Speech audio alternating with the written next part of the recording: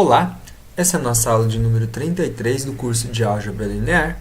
Dando continuidade aos temas abordados, nós vamos continuar com o tema espaço-linha, espaço-coluna, espaço-nulo, né? Concluindo agora esse tema. Na aula anterior a gente explorou a definição, o que significa, e nessa aula nós vamos determinar bases para cada um desses espaços. Pois bem, a gente começa falando de alguns teoremas que serão necessários, a gente não vai fazer demonstração deles aqui, mas são teoremas necessários para a determinação de bases. O primeiro é que as operações elementares sobre linha não alteram o espaço nulo de uma matriz. E o segundo teorema é que as operações elementares sobre linhas não alteram o espaço linha de uma matriz.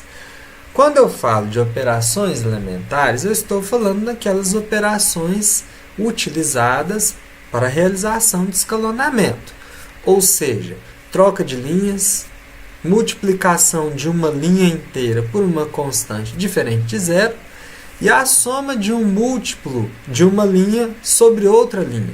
Então, estou falando dessas três operações. Bom, esses dois teoremas são importantes porque, a partir dele e do próximo, nós vamos conseguir determinar bases, né, para o espaço nulo e para o espaço linha. Cuidado que o mesmo não se aplica a espaço coluna. É um modo próprio, apropriado para a determinação de bases do espaço coluna. Bom, por exemplo, eu tenho aqui essa matriz e eu quero encontrar uma base para o espaço nulo dela. Bom, primeiramente, eu tenho que lembrar que o espaço nulo dela é colocá-la como matriz de coeficientes do sistema homogêneo, que tem a minha matriz B, ou os termos independentes, todos iguais a zero, né? Então, eu vou resolver e assim eu vou encontrar o quê?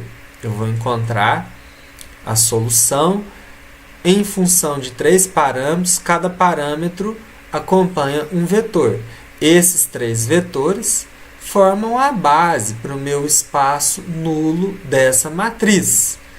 Lembrando que para resolver esse sistema, a gente faz um escalonamento e ainda assim, fazendo escalonamento, nós não alteramos o espaço nulo da matriz, que é o que foi falado no teorema anterior. Então, estão aqui os vetores V1, V2 e V3, que formam a base para o espaço solução do sistema homogêneo ou espaço nulo da matriz. O que mais que nós podemos falar?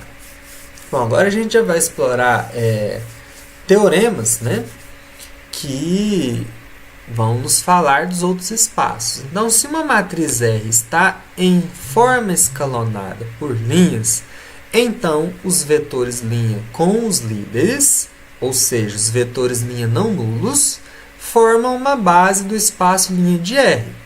E os vetores coluna com os líderes dos vetores linha formam uma base do espaço coluna de R. Então, o teorema está me dizendo o seguinte, olha, a matriz já está escalonada. Para mim determinar quais que são os vetores que formam a base do meu espaço linha, basta eu pegar as linhas que contêm, né, os pivôs ou os líderes. E para mim encontrar isso da matriz escalonada, tá, pessoal? Estou falando do espaço linha da matriz escalonada. E para me encontrar os vetores que formam a base do espaço coluna da matriz escalonada, basta pegar os vetores coluna que contém esses líderes. Por exemplo, nessa matriz aqui, que já está escalonada, essas linhas formam a base do espaço linha de R, da minha matriz escalonada, e esses vetores aqui, que são os vetores coluna que contêm os meus pivôs, formam uma base para o espaço coluna da matriz escalonada. Que fique bem claro, estou separando as coisas, né? Não é da matriz original que após escalonada resultou nessa. Não. Estou falando de base do espaço linha dela e do espaço coluna dela. Bom, agora a gente vai chegar no teorema finalmente vai nos permitir falar assim, olha, dado uma matriz qualquer, escalonada ou não, como que eu faço para achar espaço linha e espaço coluna dessa matriz, que não necessariamente está escalonada? Bom, o teorema diz que se eu tiver duas matrizes A e B equivalentes por linhas, ou seja, se uma for resultado de operações elementares da outra, ou seja, eu posso ter a A normal e a B escalonada. É uma possibilidade, né? Um conjunto qualquer de vetores coluna de A é linearmente independente se somente se o conjunto de vetores coluna correspondente de B também for linearmente independente. O conjunto qualquer de vetores coluna de A forma uma base para o espaço coluna de A se somente se o conjunto de vetores coluna correspondentes de B forma uma base para o espaço coluna de B. Isso já me permite resolver aquilo que eu quero.